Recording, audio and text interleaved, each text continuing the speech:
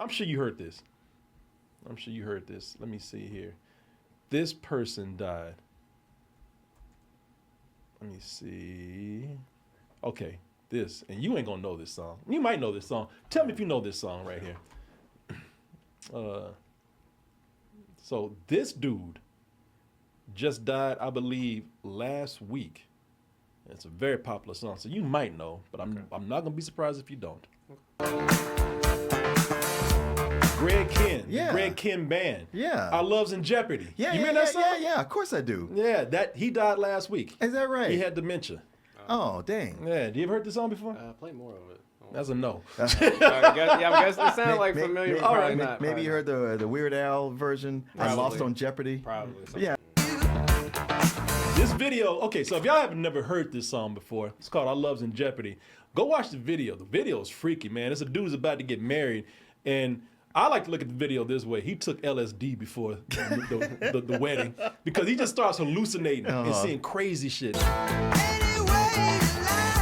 And that's him. That's Greg Kihn. Right. It just seemed like it was all about wedding jitters, where he's so freaked out about getting married, he starts seeing shit. Yeah, he didn't want to get married, and he started seeing shit. But the shit he sees is trippy as fuck. That dude is high. He took some shit before LSD, mushrooms. Yeah, or somebody slipped him something to make him not get married. One of his boys, he don't like his fiance, so he slipped him some shit, and he didn't.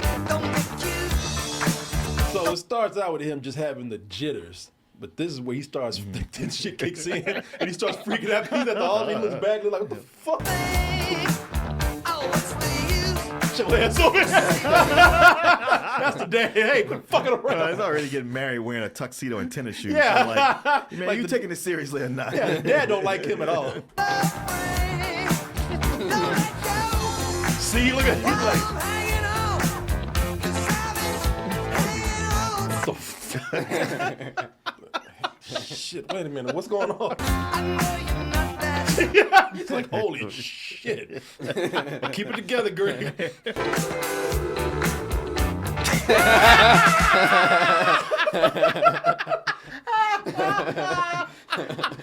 He is on something. He's on something, man, because then the church turns into zombies. Somebody says it's directed by Ari Aster. Man, that bride's father's gonna beat his ass. Oh, hell yeah. Spend all this money, you gonna pull this shit. Yeah, he's seeing zombies. Meanwhile, the church is normal. He's like, goddamn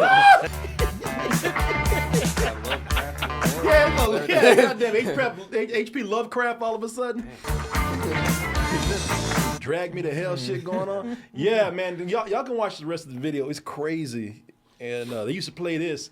See, Martin and I were back in the day when MTV first started. Yeah. Yeah, and I remember I was a little boy, and I used to, in the summertime, man, when MTV first came out, that's what you did. You just, the whole concept of playing music videos all day. Oh, yeah. It didn't matter because MTV was racist as fuck when they came out because they didn't show any black music. Michael Jackson wasn't even good enough. David Bowie had to call them out on that shit, you know. So they didn't play that, unless, I say that, but they played like, they eased into it. Like they played some Eddie Grant. Oh, right. And they played this other group, what was it called? Pass the Dutchie Punny Left Hand. I said. Oh, the Musical Youth. Musical Youth. So they played a little bit that they thought might be safe, but they didn't play a whole lot of black music. And even then, they didn't play all of that. But it didn't matter because they were playing music videos 24 hours a day. They could play black musicians if they were from the UK. That was, yeah. Yeah, for some reason, them brothers was more sophisticated than you American Negroes. But this was one of the videos that was in heavy rotation. Yeah. And it was because the video was so cool too, but the song was a huge hit. Oh yeah. I mean, listen to it now. Greg Kihn, he seems like a very white dude. But I was like, listening, I was like, it's got a pretty funky groove going on it. Oh yeah, yeah. It was so popular, and some of y'all already said it because some of y'all already know. Weird Al, he did a parody. I Lost on Jeopardy. I was there. Weird Al he's so corny, man. But that's what makes him so funny. Yeah. I was there.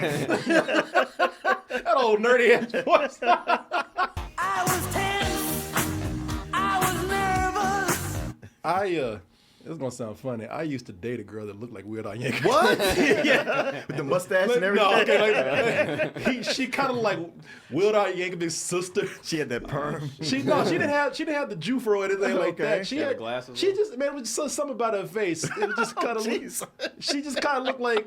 She just kind of like, to me, she looked like, there's dudes and they got strong genes and the sisters. Yeah, like yeah. it's a guy, but he has a sister that's, she's all right. And this girl, every time I saw her, I even told her, I said, man, you look like you could be Weird Al's sister. She didn't like that. I would imagine. You ever been attracted to a girl, but then you see her brother or her father and see how much she looks like him, and you just then it just like, and not so No. much anymore. Man, I dated a girl like Weird Al Yankovic. You think that's gonna matter to me? No, hell no. You seen that and liked it. That's what Yeah, that made it stronger.